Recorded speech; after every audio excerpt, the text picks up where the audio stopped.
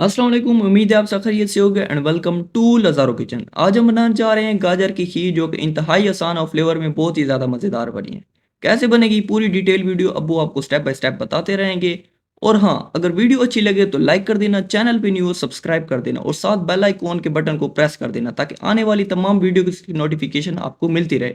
मज़ीद आपको कौन सी वीडियो सीखनी है आपने कमेंट बॉक्स में ज़रूर बताना है। तो चलते हैं और अपनी वीडियो को स्टार्ट करते हैं।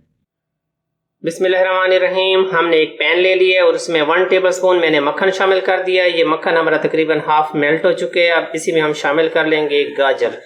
तो ये गाजर है, उसको मैंने ग्रेट कर लिया था। मैंने 2 गाजरें ली थी और उसको ये मैंने जो मोटा वाला ग्रेटर होता है उसमें ग्रेट कर लिया है। अब इसी में हम ये डालेंगे और इसको हम भून लेंगे।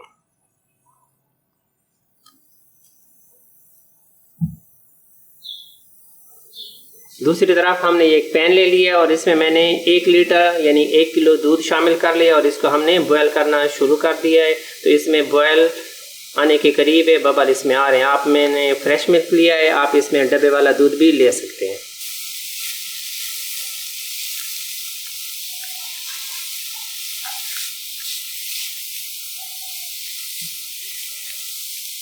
हमें गाजर को भूनते हुए 5 मिनट हो चुके हैं। ये बिल्कुल नरम हो चुके हैं। इसका चूल्हा हम बंद कर लेते हैं। अब इसका जो अगला स्टेप है वो करते हैं।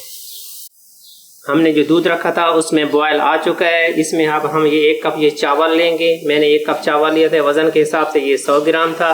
इसको मैंने 3 घंटे के लिए गर्म पानी में भिगो लिया था। अब इसी को पानी मैंने इसका ड्रेन कर लिया। अब इसी में दूध में शामिल कर लेते हैं। बिस्मिल्लाहिर्रहमानिर्रहीम।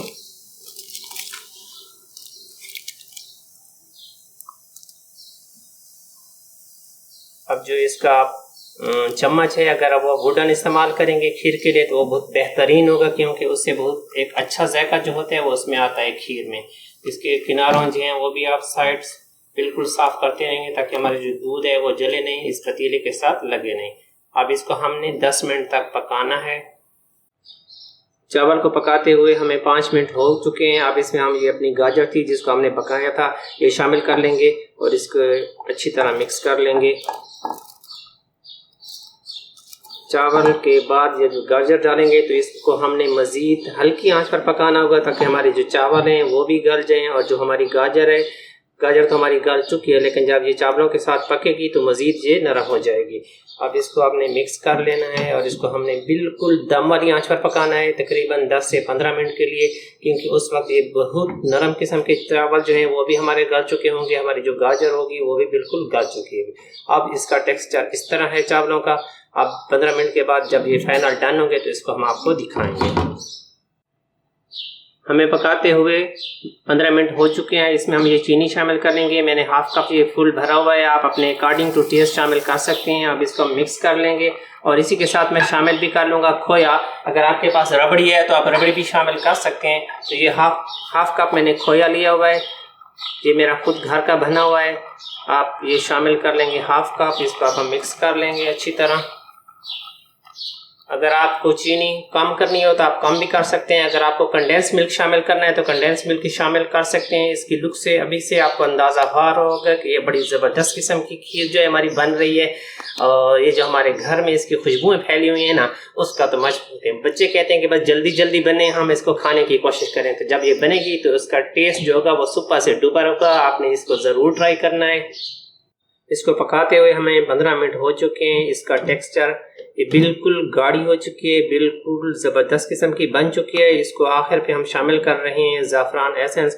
ये इजीली बाज़ार में मिल जाता है, तो इसमें आप 1/4 टीस्पून शामिल करें। ज़्यादा आपने शामिल नहीं करना है, इसकी खुशबू बहुत ज़्यादा तेज़ होती है। तो 3 से 4 ड्रॉप्स मैक्सिमम। अब इसको हम मिक्स कर लेंगे। ये मिक्स हो चुकी है अच्छी तरह।